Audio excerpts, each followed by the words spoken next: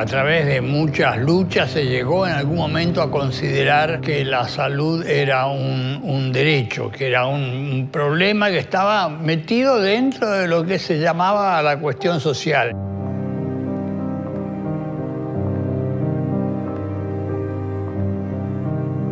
Para hablar del derecho a la salud habría que comenzar por, en todo caso, preguntarse qué es lo que uno define como salud, qué es lo que se define como enfermedad. Ya creo que nadie discutiría que la salud o la forma en que se desarrollan los procesos de salud, enfermedad, cuidado en poblaciones enteras y en cada persona individual son un proceso que solo se comprende en el contexto general del funcionamiento de la sociedad.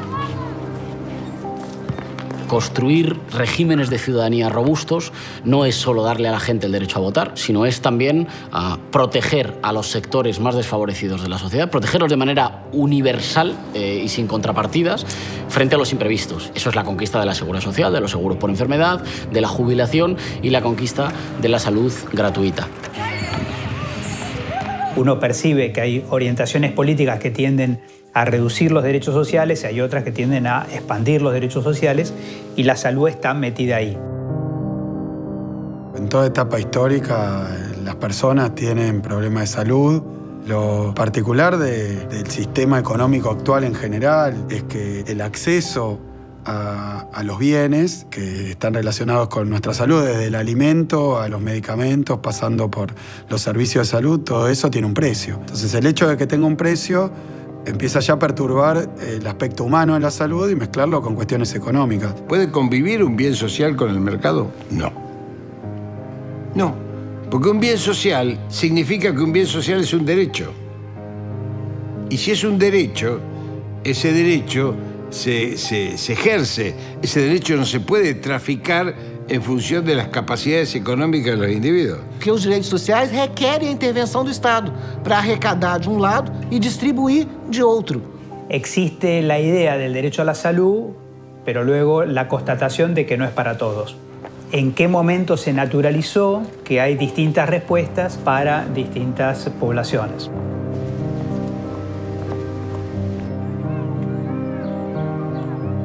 Los más ricos tienen que pagar también por vivir en sociedades más cohesionadas, más justas y más equilibradas. Como no planifican, y lo que hay es una especie de como conquista del oeste, a ver quién llega primero y rapiña más, una especie de capitalismo de casino y de rapiña, porque hay toda una insubordinación de los sectores más privilegiados en nuestras sociedades. Es el intento de desembarazarse de la obligación de pagar por vivir en un país más equilibrado.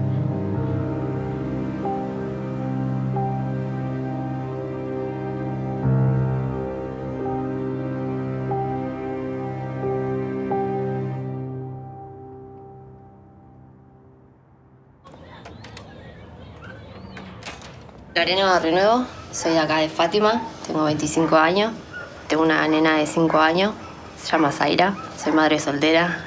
¿Vamos, gordita? ¿Vamos para el fondo? Vos sos gordita. Es un ratito más y ya está. Vos sos gordita, decir. Fuimos hacia un camping con mi familia y justo ese día era la primera vez que dormía en una carpa. Me agarró un dolor que no podía dormir. Pensaste que tenía que ver con cómo habías dormido. Pensé que era por eso. Es más, ese día dije, nunca más duermo en una carpa. Bueno, ese día me fui al hospital, me fui al Pena, porque sí, yo soy monotributista, digo, la verdad social me queda re lejos. No podía caminar mucho porque me agitaba. Y me dicen que tenía líquido en un pulmón. Y que me tenían que internar porque tenían que ver que era eso. Por tener obra social que no me podían tener en el hospital. Que eso se tenía que hacer cargo de la obra social. Me mandaron para al hospital Ramos Mejía. Me sacaron sangre, me habían sacado un poco de líquido del pulmón y me dijeron que tenía la tuberculosis pulmonar, algo así es, ¿no? Bueno, me dijeron que tenía que estar en un lugar aislado porque eso era contagioso. Me mandaron a una clínica que sí es de la obra social, Clínica La Esperanza. Bueno, ahí fue donde yo llegué y ahí es donde empecé el tratamiento. Y lo que me pasaba en la internación, lo que me decían era que para ellos lo más fácil era largarme lo más antes posible porque estando internada ahí, para ellos era un presupuesto. En ese momento uno se siente cuando te dicen, para mí es un presupuesto que vos estés acá, pero bueno, nada. ¿Eso quién te lo dijo? El doctor. Cuando a mí el doctor me dijo, mirá, este tratamiento dura 15 días más. Y yo dije, ¿no lo puedo hacer en mi casa? Lo que pasa es que esto es una villa. hacer una villa, en los lugares aparenta como zona roja. Entonces, al tener obra social me decía que ellos no van a entrar en una villa. Cuando volví de las vacaciones, cuando llego a mi casa estaba inundada. Las paredes eran negras de la humedad que había. Ya mi casa tenía humedad. Cuando se me inundó, era peor. El doctor me pedía ya de por sí que me vaya a vivir a otro lado. Cuando yo le conté la situación de lo que era vivir en una villa, me miraba como diciendo, era como que re sorprendido. Me dice, no, nena, me decía, bueno, podés volver a ese lugar. Y yo le decía, es como que me crié en esta villa, y entonces para mí es algo normal. Para todo era una autorización. Para comprar los medicamentos, para tenerme con el doctor, para hacer algunos estudios, para hacer las placas. Como a mí yo ya me estaba por quedar sin pastilla, voy a la guardia, donde a mí me estuvo atendiendo el doctor, le pido por favor si no me podía hacer una receta, porque me estaba por quedar sin pastilla. Me hace la receta. Bueno, era de nuevo ir a la obra social, luego después volver a la farmacia. Entonces, si no puedes hacer una autorización, tengo que te falta un día de trabajo. Entonces, como que decís... Hay una salita, es el CESA 24. Tiene un centro de salud pública. Claro, fui al CESA y la doctora me dio un turno programado, porque yo le había contado y no quería dejar el tratamiento. Y bueno, la doctora me dijo, bueno, si querés te podemos atender acá. Me dice, nosotros te hacemos una derivación acá. Le digo, bueno, joya, para mí fue algo como que... Es... Y así soluciona el problema. Claro, es como que es una solución, digo, porque para conseguir una pastilla estar como 3-4 días, y yo teniendo el CESA acá, digo, bueno, empiezo con el tratamiento. Sabía que acá en este barrio, segura que en otras villas también suele pasar lo mismo, hay bastante gente que tiene la tuberculosis. Como que a la gente le da vergüenza decir que tiene la tuberculosis. Cuando a mí me venían contando esas cosas, yo decía, no, después de salir lo primero que quiero hacer es hacer que la gente se trate eso. Porque es algo como que sí, es una enfermedad que tiene cura y entonces como que la gente no lo hace.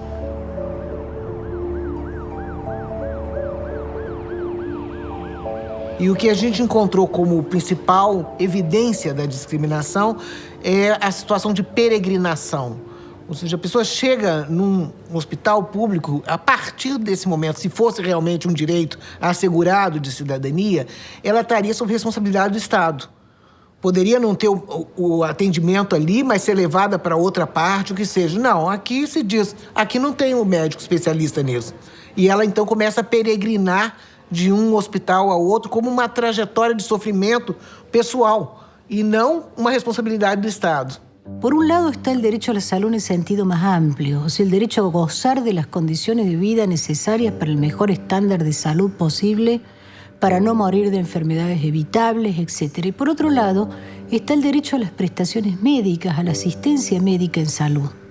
Lo que se enferma es el cuerpo de las personas y el cuerpo tiene una significación social, tiene funciones sociales. Es un cuerpo que trabaja, es un cuerpo que hace el amor y un cuerpo que lucha. Estos tres aspectos generalmente no son tomados en cuenta por la medicina dominante o la medicina hegemónica. Cuando el médico lo atiende a usted, está produciendo un hecho que ya, o tratando de controlar un hecho que ya se ha producido sobre su organismo. Mientras que la medicina y la salud, si el paradigma es correcto, debe preservar la salud. Esto es importante entenderlo, porque si no, el paradigma que intenta instalar el neoliberalismo es el paradigma de la atención de la enfermedad. Entonces, cualquier gobernante en cualquier lugar del mundo dice: estamos inaugurando un centro de salud, cuando en realidad está inaugurando un centro de atención de la enfermedad. Esto tiene una larguísima historia. Empezó con una famosa disputa histórica entre Pasteur y Koch, por un lado. Pasteur era el médico francés que había descubierto, digamos así, los microbios, y Koch había descubierto nada menos que el bacilo de Koch, el que producía la tuberculosis, según él. Y después apareció otro personaje, otro alemán, Virchow, que era anatomopatólogo, pero que además de ser anatomopatólogo, era un gran militante social, era un hombre que peleaba por la gente. Y entonces lo que él decía era, lo de los microbios tiene poca importancia. Esto después lo repitió muchos años después Ramón Carrillo. Lo que importa es que la gente come mal, se fatiga mucho, trabaja en condiciones insalubres, y eso es lo que produce la enfermedad. Si tenían razón Pasteur y Koch, para curar la enfermedad de la tuberculosis había que matar los bichitos. Si tenía razón Virchow, había que crear condiciones sociales diferentes. Y esta fue una polémica que duró hasta el día de hoy. Y la pelea la ganaron Pasteur y Koch, por supuesto, y en consecuencia surgió la fenomenal industria de medicamentos que padecemos hasta la actualidad. ¿Cómo fue con Carrillo y con Perón en la Argentina? No existía Ministerio de Salud.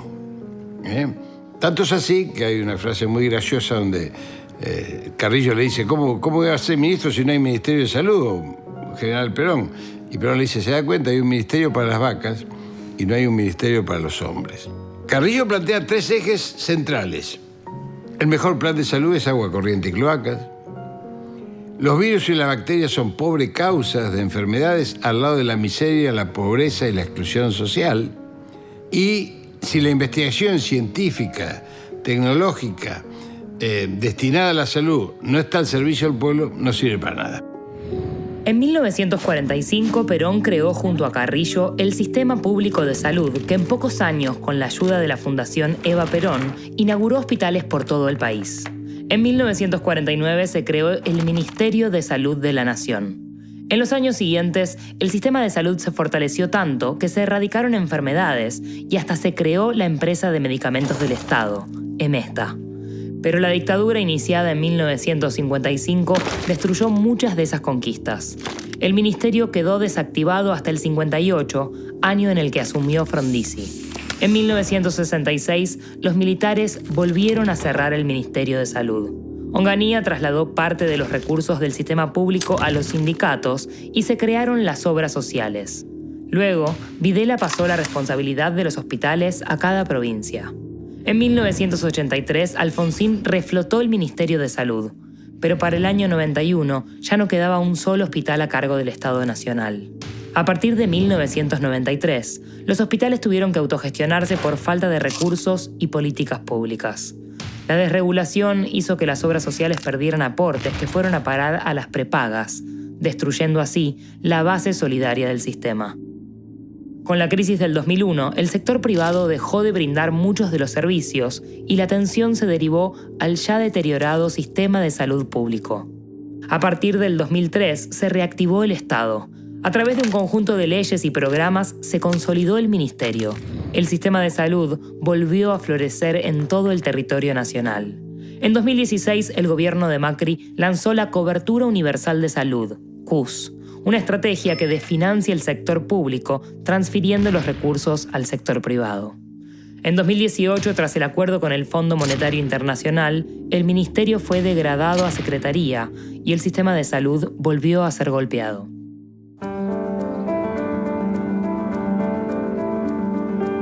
¿Cuál es el quantum de derecho a la salud que vos tenés?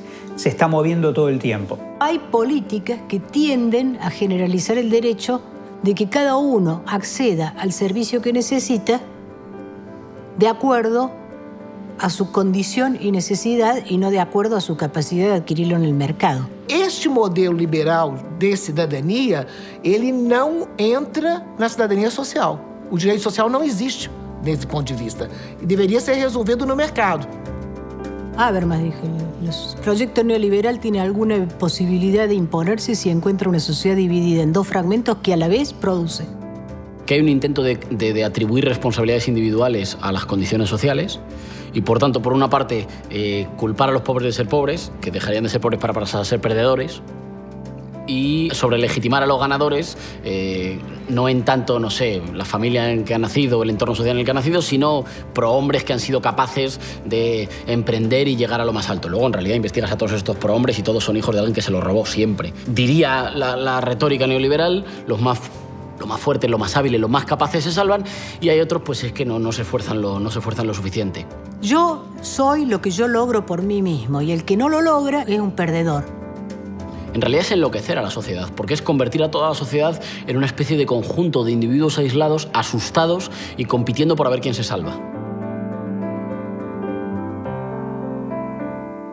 La realidad se nos presenta a nosotros siempre con la invitación a que nos parezca normal, digamos, ¿no? Pero en realidad, en sentido estricto, luchar contra esa normalidad es en buena medida, digamos, la tarea política de todos los tiempos. No debiera parecernos natural que haya gente durmiendo en el subte como me estoy cruzando en esta época todos los días. Pero nos acostumbramos.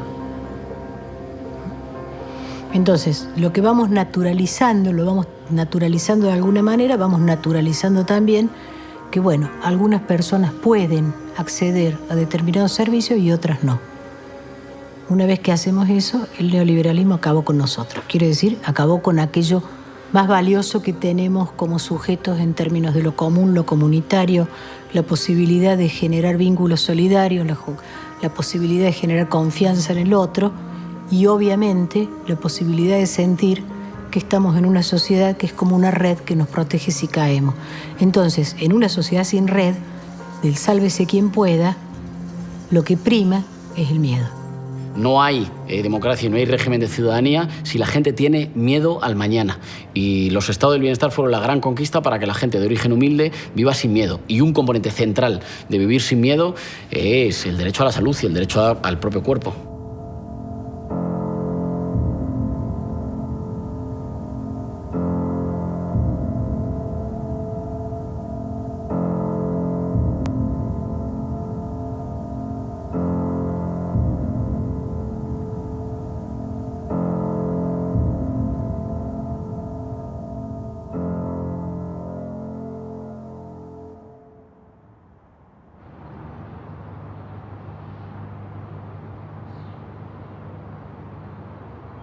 Soy María Inés, soy licenciada en Letras, docente, escritora también. Tengo 31 años, vivo en la ciudad de Buenos Aires y tengo esclerosis múltiple, que es una enfermedad neurológica, autoinmune, crónica, que no tiene cura.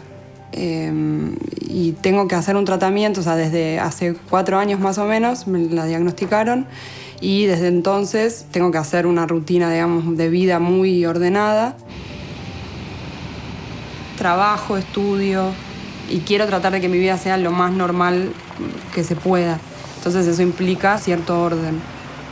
El primer año empecé con un tratamiento y al segundo año, como no funcionaba, y desde entonces me paso medicación una vez por mes por suero y además todos los días tomo más o menos 2 pastillas por día, específicamente para los dolores y como paliativos de lo que me produjo la enfermedad en su momento. Y además, por las lesiones que tuve en un primer momento, tengo ciertos tratamientos que ir haciendo a veces. Como la enfermedad es muy imprevisible, también es imprevisible los síntomas. Todo mi tratamiento lo hice en el Hospital Ramos Mejía, es un hospital público, pero sin embargo todos los estudios, resonancias, la punción lumbar que me tuvieron que hacer, análisis de sangre, todas esas cosas las hago por fuera. Yo tengo un trabajo en relación de dependencia y derivo mis aportes de la obra social a una prepaga. Entonces, tengo como un tratamiento mixto. En mi neuróloga, que es especialista y muy recomendada, atiende en el hospital público y todos los otros tratamientos, los hago por la prepaga, en lugares privados, en clínicas privadas. Yo antes de conocer que tenía esclerosis múltiple no usaba mucho la prepaga realmente, iba al dentista, al ginecólogo, pero nada más. Entonces me servía, por supuesto, y tenía a disposición, que lo sigo teniendo, una cirugía estética gratis por año. Eso es muy fácil de hacer porque llamo a un cirujano plástico y acuerdo una entrevista y puedo hacerme, las tetas, la nariz, lo que quiera. Pero, sin embargo, necesité muchas veces tratamiento de rehabilitación ortoóptica, que es muy específico, pero que no necesita hacerlo un médico, es un óptico en general. Son una serie de ejercicios para fortalecer los músculos de los ojos y que yo entonces no me maree ni vea doble y pueda leer, pueda usar la computadora, pueda ver televisión. Eso es muy difícil de conseguir, porque hay pocos prestadores, porque pagan muy poco y en general son privados. Y bueno, nada, teniendo que hacerlo 2 o 3 veces por semana durante un tiempo de, no sé, 2 o 3 meses, es difícil por ahí poder pagarlo. Y es injusto también porque si quiero me hago las tetas. No siempre encuentro una buena respuesta y un trato cálido y ameno. Estoy todo el tiempo atenta y como conozco mis derechos y conozco también cómo se pueden mejorar las cosas, si es que se pueden mejorar, yo de repente, enojándome, ¿no? Padeciéndolo, llorando, puedo lograr en algún momento que las cosas sean como yo necesito y en adelante mejorar mi situación. Pero veo muchos pacientes perdidos, muy solos y con poca información y poca capacidad de acceder a esa información para pelear por sus derechos.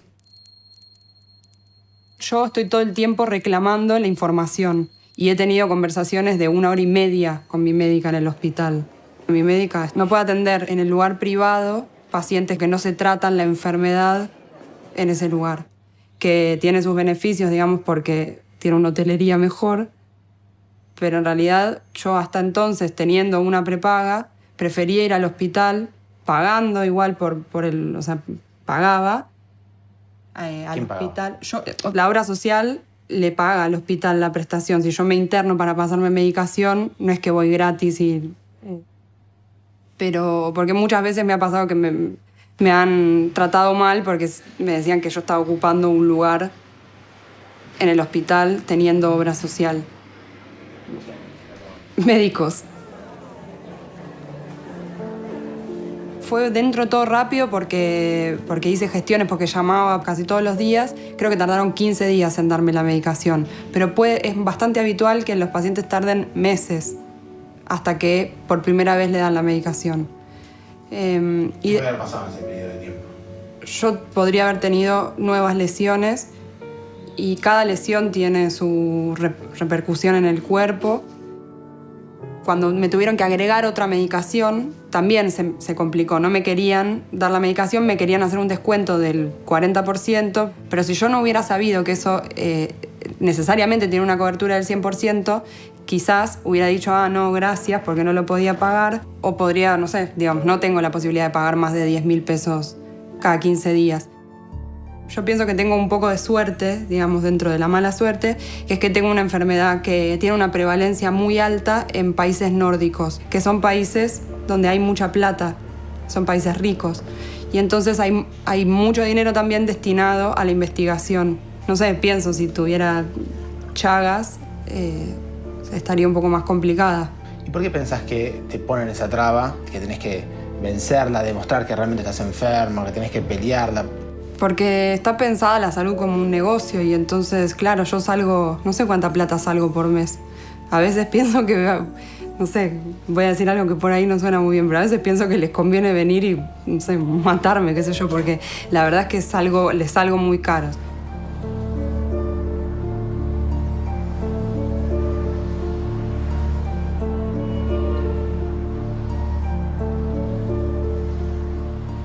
En los sistemas neoliberales, la enfermedad es el determinante de la riqueza. Es aquello que que le va a permitir a las multinacionales de medicamentos, a las multinacionales tecnológicas, a aquellos que ejercitan la medicina como un servicio de lucro, ¿no es cierto?, aumentar sus capacidades en la medida que haya enfermos. Hay un premio Nobel inglés, Sir Richard Roberts, que premio Nobel del año 1993, en donde él fundamenta claramente por qué la industria farmacéutica piensa más en sus ganancias que en curar las enfermedades. Por eso siempre decimos que el sistema no nos necesita en etapas neoliberales ni muertos ni sanos, no necesita enfermos. La salud como mercado, la salud como producto, se basa, por un lado, en un alto consumo de medicamentos, en un alto consumo de aparatología, donde tiene, por un lado, los estados como compradores, por ejemplo, de vacunas. Eventualmente puede suceder que nos vacunen de cosas que no necesitamos. Y por otro lado, tiene mercados de seguros que van comprando estos servicios según la capacidad de acceso de cada una de las personas de acuerdo a su lugar en el estrato social. Todo este ensamblaje, o esta, diría yo, corrupción que produce sobre el sistema de investigación, comienza hacia la década del 80. Con el gobierno de Ronald Reagan sobreviene una serie de leyes que lo que antes había que hacer por separado, el investigador científico y el laboratorio de producción por otro lado, lo pone en una misma lógica y la lógica termina siendo un fin mercantil. A partir de esta ley se empieza a cooptar todo el sistema. ¿Por qué? Porque los mismos que investigan empiezan a ser pagados por los laboratorios. Y esto, que era inmoral desde el punto de vista científico, pasa a ser parte de lo que luego se naturaliza, pasa a ser parte de lo que es normal.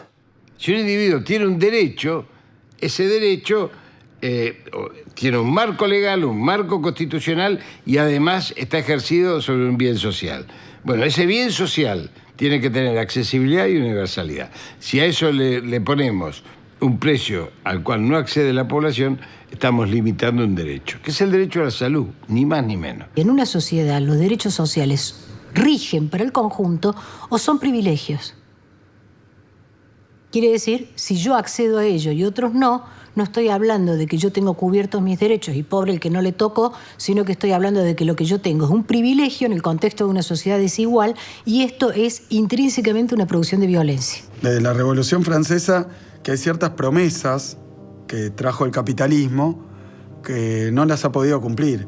Pues la Revolución Francesa se planteaba, está bien, ahí está el mercado, llegó el capitalismo, pero los principios que vamos a tratar de hacer cumplir son libertad, igualdad, fraternidad. Y a medida que el capitalismo se desarrolla, avanza y pasa el tiempo, resulta cada vez más obvio que un mercado todopoderoso en realidad es absolutamente contradictorio con estos principios básicos. No hay ni libertad, porque si uno no puede acceder a los bienes, ¿libre de qué? Si no puede comer o no puede curarse. La igualdad, claramente, con el proceso de concentración de los ingresos, parece cada vez no más difícil de alcanzar, sino cada vez más atrás y más lejana. Y la fraternidad es un valor que el mercado que no garpa, no vende.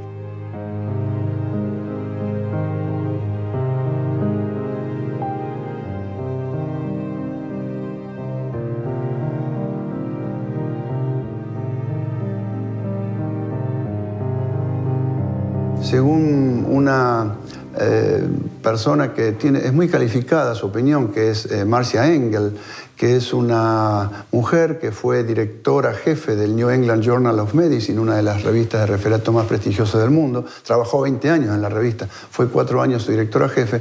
Escribe un libro que se llama La verdad acerca de la industria farmacéutica, cómo nos mienten y qué hacer al respecto, en donde devela cómo a partir de esa década los laboratorios hacen una cooptación de todo lo que es el desarrollo científico.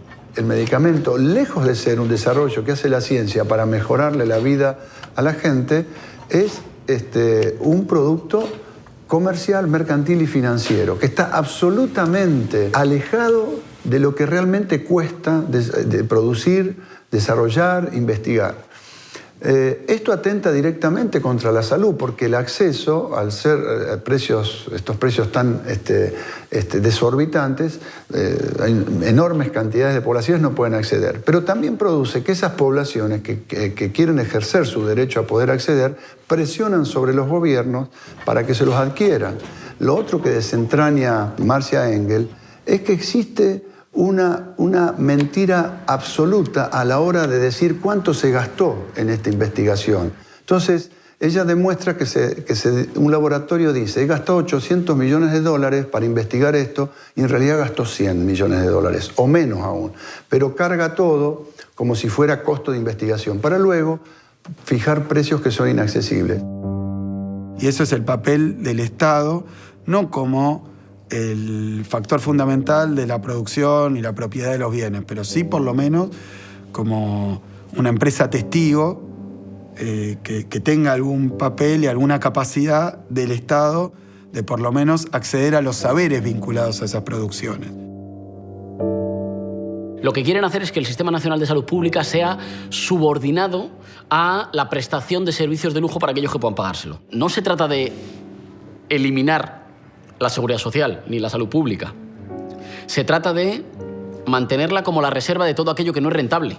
Hay un trabajo muy fuerte, publicitario, comunicacional, para ocultar que también hay jeques árabes y grandes magnates en el mercado de salud. Son mercados solo equiparables a los del armamento, a los del petróleo, y es la salud de la gente. Y ese es uno de los problemas que vivimos en las economías emergentes, o en vías de desarrollo, o en el tercer mundo, como quieran, porque como hay Estado débil, el Estado, al ser intrínsecamente débil, por ser sociedades menos prósperas, menos desarrolladas, entonces termina el Estado siendo también rehén de los grandes intereses médicos, económicos. Porque estamos en un proceso que muy bien describe un libro que se llama Medicamentos, Derecho Humano o Negocio. Ahí se marca claramente una tercera etapa, que es el medicamento como un producto ya financiero. No solamente que se obtienen ganancias extraordinarias falseando lo que costó desarrollarlo, investigación, desarrollo, etcétera, sino que se pasa una etapa en la cual ese medicamento forma parte de una empresa que cotiza en bolsa y mientras más caro pongo el medicamento, más voy a cotizar en bolsa porque las ganancias extraordinarias van a ser mayores. Fíjense que hay medicamentos que en estos momentos valen $2,80 si uno hiciera el costo real de investigación, desarrollo y producción, y se venden a $1.000. Es decir, hay 33.000% de ganancia. Ahora, cuando uno ve esa ganancia extraordinaria en el lugar en donde se investiga, se desarrolla y se produce, en realidad termina siendo poca si lo compara que esa empresa, por tener ese producto, pasó a cotizar en la bolsa de $40.000 millones un año a $124.000 millones al año siguiente. Cuando el medicamento se transforma en el eje de la vida, estamos en un problema. ¿Y el eje de la vida cómo se transforma en el eje de la vida? Se adopta como cultura.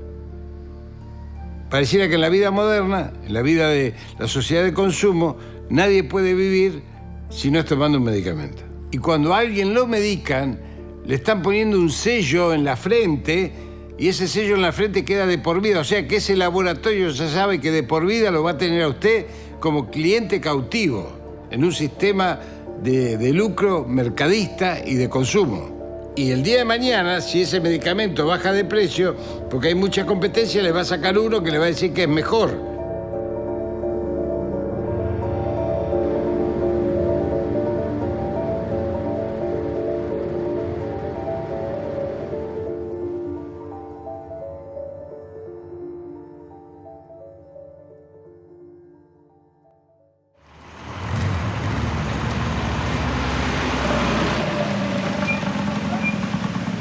Yo soy Adrián Cancinos y trabajo como toquero.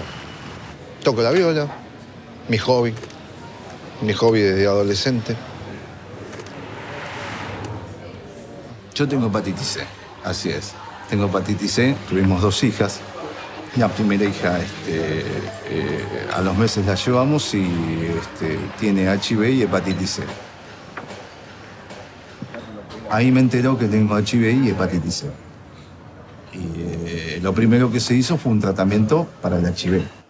Mira, desde mi punto de vista, la hepatitis C es una enfermedad que, si bien en un principio no le di bolilla porque no le prestaron mucha atención, era más el tema del HIV, es una enfermedad que mata. Es algo que se ha llevado a la mamá de mis hijas en el 2009 y a mi hija Naila en el 16.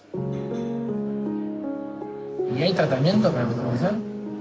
Sí, hay tratamiento. De hecho, yo lo hice, me lo dieron hace unos meses, hará 4 meses. Un tratamiento de 3 meses.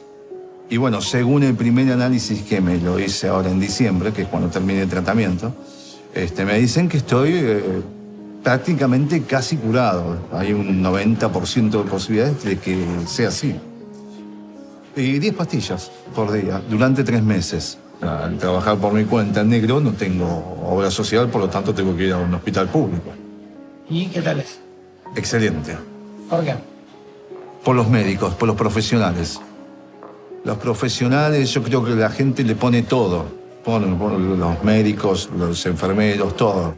El problema del hospital, vuelvo a decir, y volvemos al Estado, son los insumos. Y mi hija Naira se desmejoró en un año y medio, a tal punto que estaba en lista de trasplante. Ella fallece en el hospital de Cruce esperando un trasplante. ¿Y por qué no llega el tratamiento de ella? No sé. ¿Ya había tratamiento acá? Sí. Ya había tratamiento, ya estaba el tratamiento, podía acceder al tratamiento, pero no sé, tardaban listas, qué sé yo.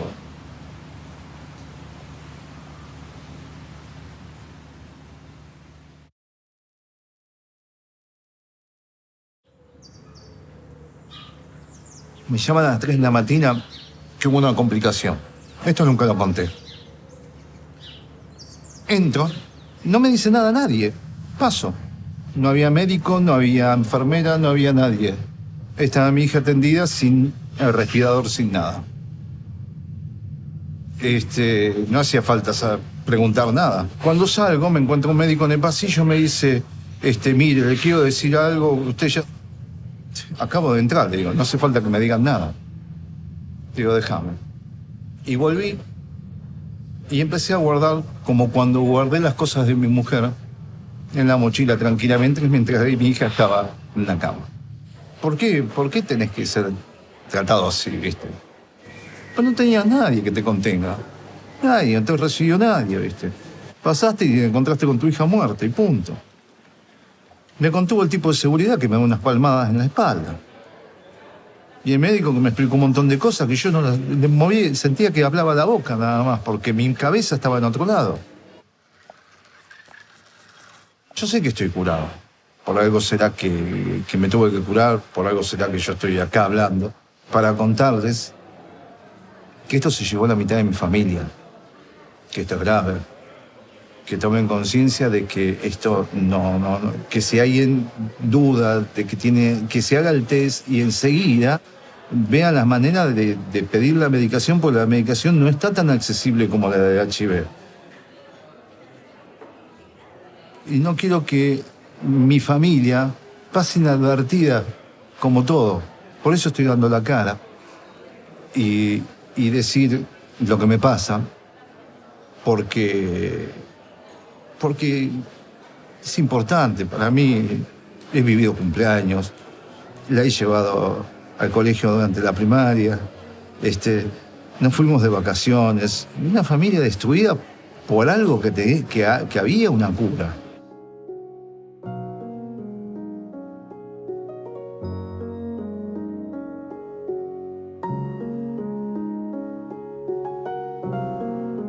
Hay un medicamento que se llama Sofosbuvir, que es para curar la hepatitis C.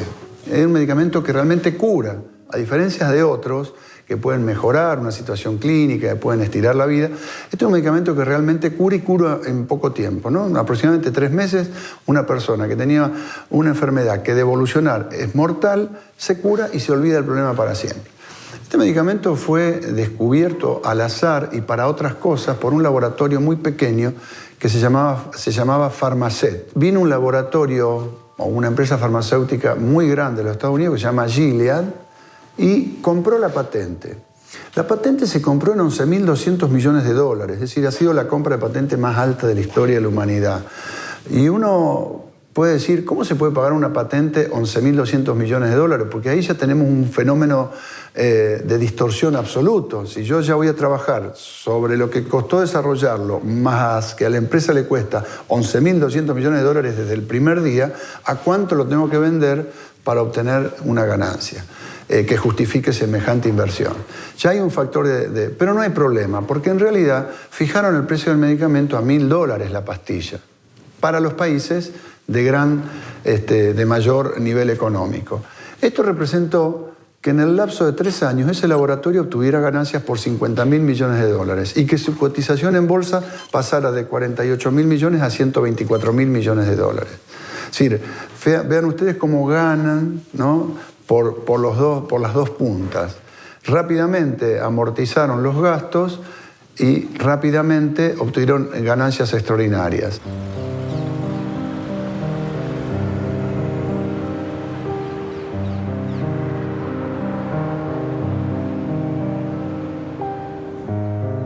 En la década del 90, las empresas de medicina prepaga no cubrían SIDA, porque la consideraban una enfermedad de adquisición voluntaria. Y habían encontrado la grieta por donde sacarse de encima un costo. Los sistemas solidarios son muy sencillos. El que más gana aporta por el que menos gana. El que es más joven aporta por el que es más viejo. Y el más sano aporta por el que está más enfermo. Cuando las personas, al conjunto de la sociedad, se la opera a través de los medios masivos de comunicación, en función de abandonar los sistemas solidarios y pasarse a los sistemas de lucro, se está produciendo lo que se llama un descreme. Ese descreme rompe los sistemas solidarios. Uno termina encontrando una sociedad, primero, insolidaria, ¿no? ¿Por qué? Porque si yo no quiero ser un perdedor, tiene que haber otro por abajo mío. Yo solo me puedo considerar un ganador cuando hay otros que están por abajo mío.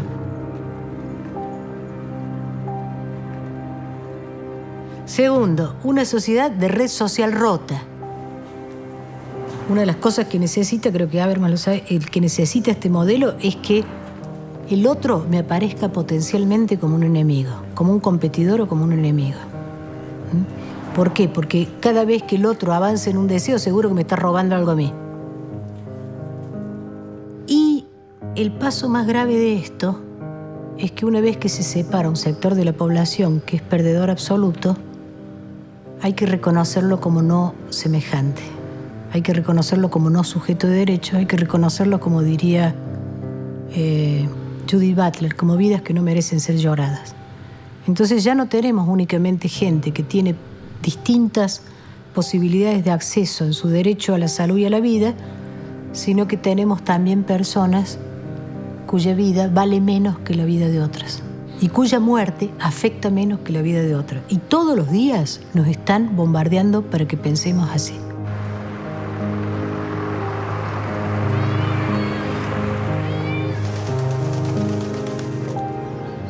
Para hacer que la salud esté realmente al servicio del pueblo, primero hay que lograr lo que yo llamo la constitución del sujeto social. La constitución del sujeto social para mí es un sujeto colectivo que adquiere una capacidad importante, que es la de introducir temas de debate en la agenda del Estado. El caso de Brasil es muy interesante y yo creo que es digno de un estudio en profundidad.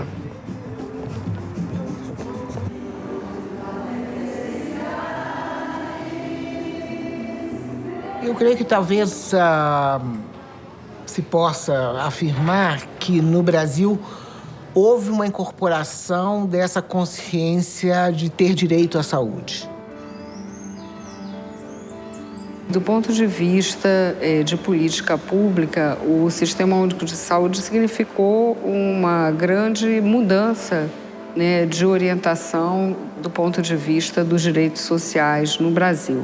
E as eleições de 1974 foram eleições importantes porque algumas cidades de porte médio foram ganhas pela oposição, dentro da ditadura. E aí nós pudemos começar a experimentar as ideias que só estavam na academia. E aos poucos vai demarcando o que entrava nisso, o que não entrava, quais as áreas, se medicamentos começa a ser abordado, aborto, gênero, e vai construindo ali uma massa crítica que começa a se organizar e produzir através da revista y dos libros y todo más. Y esto desencadenó un movimiento. Después del SEBE se creó la Abrasco. La Abrasco era la Asociación Brasilera de Salud Colectiva. Y después del Abrasco, Sergio Arouca creó el Circo de la Salud, que andaba por todo Brasil dando espectáculos con el tema de la salud.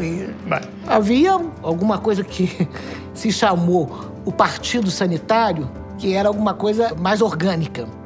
Ou seja, várias dessas lideranças, né, se reuniam eventualmente para construir organicidade e buscar consenso, porque aqui nós também temos diferenças. E eu acho que o movimento sanitário tinha isso: construção do conhecimento, experimentação na gestão e organização política. Municipais enfrentaram... Houve uma mobilização, né, que nós chamamos de movimento da reforma sanitária, que teve alguns marcos importantes em conferências de saúde, né, que foram instituídas pelo Estado brasileiro desde os anos 30, né, mas que foram mudando ao longo do tempo. E em 86 houve uma conferência de muito impacto na formulação das linhas do que viria a ser o Sistema Único de Saúde. Havia conferências na área de saúde que eram reuniões técnicas, de técnicos.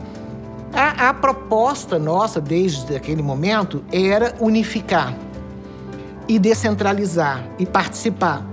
Então, esse ministro da Saúde, do final da história, chama o Aroca e diz: nós vamos perder, essa proposta não vai passar. E o Aroca diz: bom, isso não vai passar se a conferência tiver a modalidade que sempre teve, só técnicos. Agora, nós podemos fazer uma conferência que tenha 50% da sociedade civil, 50% do Estado, com sindicatos, com pessoas discutindo durante um ano, fazendo pré-conferências, não sei o quê e tal.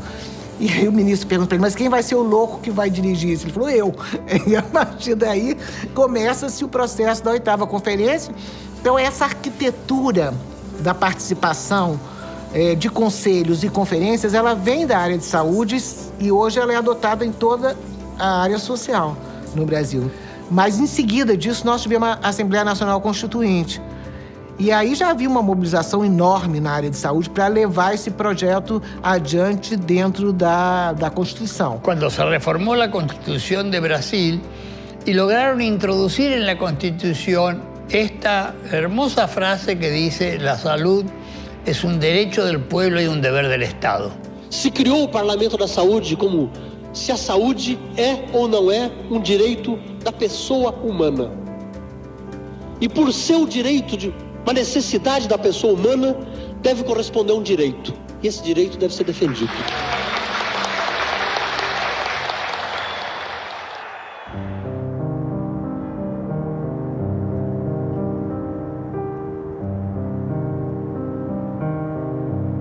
El Estado existe no solamente porque hay problemas, sino porque hay soluciones. No se construye, digamos, un rol del Estado si el problema no viene acompañado, digamos, de cierta respuesta que la población identifique como la tecnología, en el sentido más amplio de la palabra, que le va a dar respuesta a ese problema original. Que el proyecto privatizador es un proyecto que no se puede hacer cargo del conjunto de la prestación del servicio de la salud en nuestro país. Solo se quiere hacer cargo de las partes que le dan beneficios.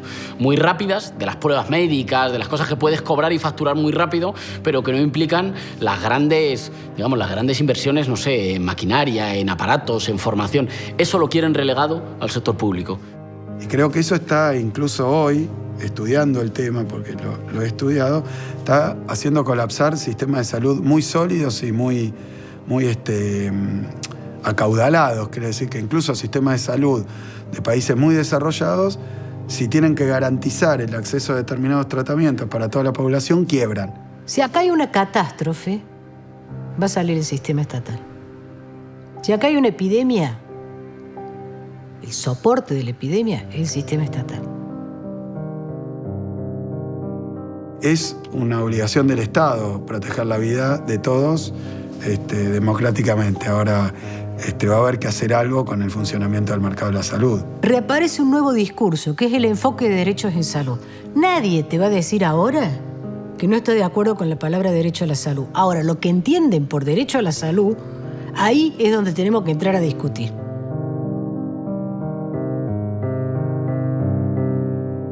Los sistemas públicos de salud, universales y gratuitos, funcionan. Son un ejemplo extrapolable. Y los atacan tanto porque son un nicho de rapiña para ellos, pero también por el ejemplo político. Porque es el ejemplo político de que el Estado planifica bien, presta servicios bien y presta servicios que son bien valorados por los ciudadanos. Ese mito de que lo público es siempre peor, más devaluado, más ineficaz y te trata peor, es mentira. El Estado funciona bien. Cuando el Estado está presente, el acceso a la salud es más equitativo, más eficiente, más eficaz, es más barato. El neoliberalismo es un inmenso desorden. Es un inmenso desorden en el que la lucha por la rapiña de los privilegiados por apoderarse de más trozos de la renta nacional, por despedazar al Estado y por apoderarse de más parte de la riqueza colectiva, nos sume a todos en una especie de caos que durante un tiempo ellos nos pueden representar como una especie de avance, meritocracia, innovación, pero que en el fondo es el Digo, esto no es nada moderno. Esto es el feudalismo. Dicen que en el país de los ciegos el tuerto es rey. Yo diría, y ni hablar de si el Estado además puede ver con los dos ojos de qué se trata el sistema de producción y distribución de los medicamentos. Me parece que es importantísimo. Y si pierde esas capacidades, entonces se van a perder esos derechos.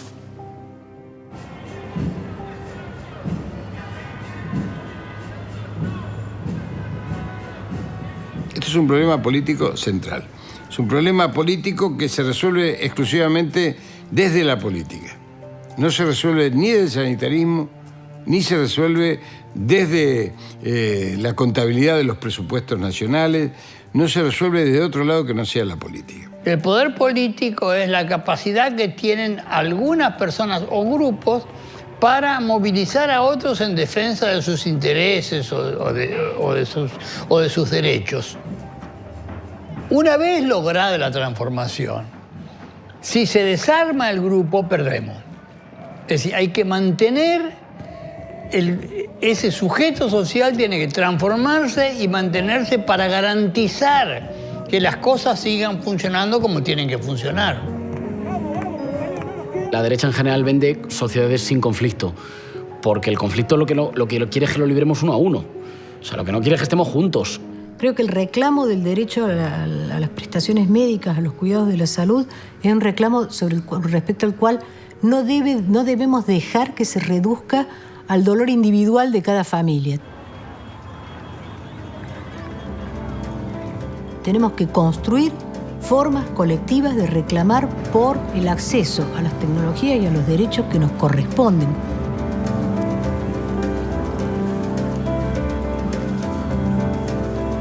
La solución para mí viene de abajo arriba, de la organización, de la sociedad civil, del pueblo, para reclamar la salud como lo que es un derecho mínimo, indispensable y básico.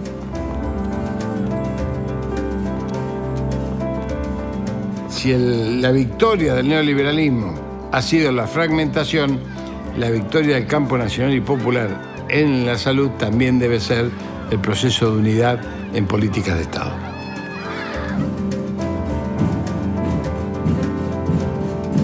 Si no tenemos a la gente movilizada, no hay transformación posible.